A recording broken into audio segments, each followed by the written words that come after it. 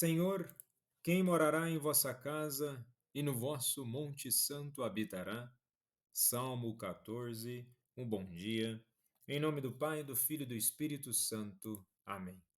Recorramos sempre à poderosa intercessão de Maria Santíssima, nossa Mãe, e de São José, o Justo.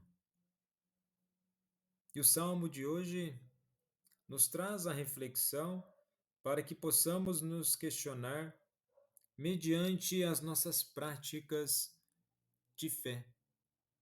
Reflete aqui uma profunda pergunta espiritual sobre a dignidade e a retidão necessárias para estar na presença de Deus.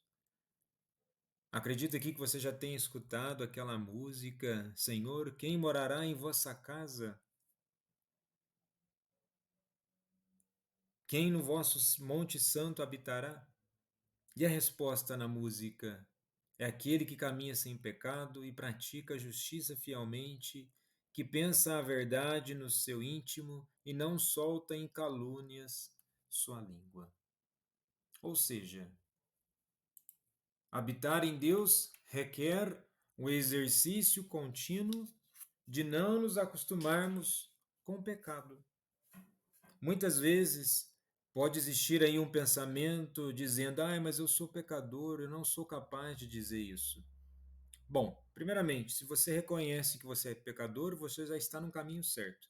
Agora, nós podemos persistir no caminho da graça santificante que nos livra do homem velho, daquilo que faz parte da vida passada e mentalizarmos a vivência do ressuscitado.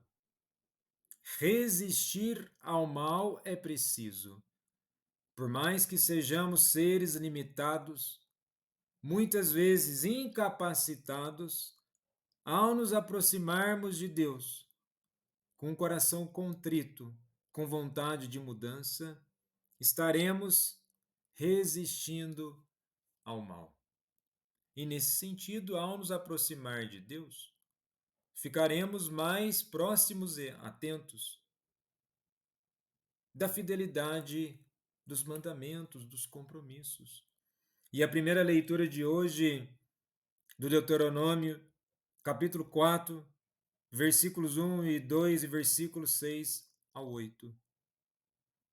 Moisés falou ao povo dizendo: Agora, Israel, ouve as leis e os decretos que eu vos ensino a cumprir, para que, fazendo, vivais e entreis na posse da terra prometida pelo Senhor Deus de vossos pais. Vejamos, então aquilo que é de Deus é para ser vivenciado. E na onde que vivemos? Em todas as dimensões de nossas vidas. Não podemos apenas selecionar um dia, ou uma ocasião, ou um momento certo para vivenciarmos os mandamentos de Deus. Somos convidados não apenas a ouvir em certos momentos, mas em todos os momentos, mas o principal, a praticarmos verdadeiramente a palavra de Deus. E nesse mês de setembro é o mês escolhido como o mês da Bíblia. E nesse mês foi escolhido o livro de Ezequiel como tema central do mês da Bíblia. Com o lema: Porei em vós meu espírito e vivereis, conforme está em Ezequiel 37, versículo 14. Então vejamos: Porei em vós meu espírito e vivereis. E ter o Espírito de Deus em nossas vidas é para que possamos constantemente num caminho de esperança, superando as realidades do pecado, buscarmos uma vida mais pura. A vida mais pura é o esforço contínuo de sabermos as nossas limitações, mas verdadeiramente resguardar nossas vidas, nossos pensamentos em Deus. E na segunda leitura de hoje da carta de São Tiago, capítulo 1, dos versículos 17 ao 18, versículos 21, 22 e 27, começa assim: Irmãos bem-amados, todo dom precioso e toda dádiva perfeita vem do alto, descem do Pai das luzes, no qual não há mudança nem sombra de variação. De livre vontade ele nos gerou pela palavra da verdade, a fim de sermos como as primícias de suas criaturas. Recebei com humildade a palavra que em vós foi implantada e que é capaz de salvar as nossas almas. Ou seja, a graça de Deus novamente. A graça santificante de Deus que opera constantemente em nossas vidas. E é interessante que nos versículos 21 e 22 aponta para uma realidade que possamos nos afastar daquilo que não nos faz bem. Vejamos, despojando-vos, portanto, de toda impureza e acúmulo de maldade, recebei com mansidão a palavra implantada, a qual é poderosa para salvar as nossas almas. Veja, despojando-vos de toda impureza. É um chamado para a purificação moral e espiritual, não uma purificação superficial, repleta de ritos externos ou muitas vezes estéticos, de uma religiosidade da moda. Não, não, não. É algo interno para que, transformados, realmente possamos praticar uma religião pura e imaculada para com Deus Pai. Vejamos lá no versículo 27. Visitar os órfãos e as viúvas, ou seja, a partir da transformação pela graça de Deus na fé de nosso Senhor Jesus Cristo que nós somos salvos. Muitas vezes as pessoas confundem a carta de Tiago simplesmente dizendo que uma fé sem obras é morta, mas não são as obras que salvam, e sim a fé.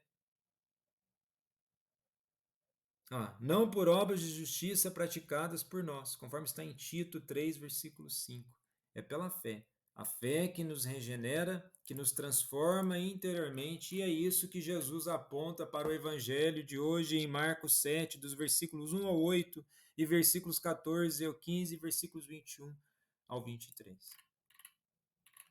E no contexto do que Jesus vai colocar como reflexão, ele aborda a questão das tradições e leis humanas em contraste com os mandamentos de Deus, destacando a verdadeira essência da pureza e da moralidade. Os fariseus criticam os discípulos aqui no evangelho de hoje por não seguirem uma tradição oral que exigia a lavagem ritual das mãos antes das refeições. Mas do que adianta estar com as mãos limpas e o coração imundo? Aqui não está falando que nós não temos que ser higiênicos. Está dizendo que não é aquilo que vem de fora que torna o homem puro. É o que Jesus está apontando. É preciso que, lá no versículo 15, olha lá, o que torna impuro o homem não é o que entra nele vindo de fora, mas o que sai do seu interior. E aqui Jesus ele coloca uma lista do que sai do coração do ser humano, as más intenções, as imoralidades, roubos, assassínios, adultérios, ambições desmedidas, maldades, fraudes, devassidão, inveja, calúnia, orgulho, falta de juízo, o vício nas drogas, o vício na bebida e vários outros tipos de vício. Se aqui Jesus tivesse continuado, ele faria uma ampla lista de tudo aquilo que sai do interior do ser humano. Ou seja, é preciso uma mudança radical interna de mudança de vida. E tal mudança interna certamente vai mudar os hábitos externos. A mudança sempre ocorre interiormente para que então a mudança externa se faça em nossas vidas. E que possamos, neste mês da Bíblia, refletir mais profundamente sobre a palavra de Deus e buscarmos mais santidade.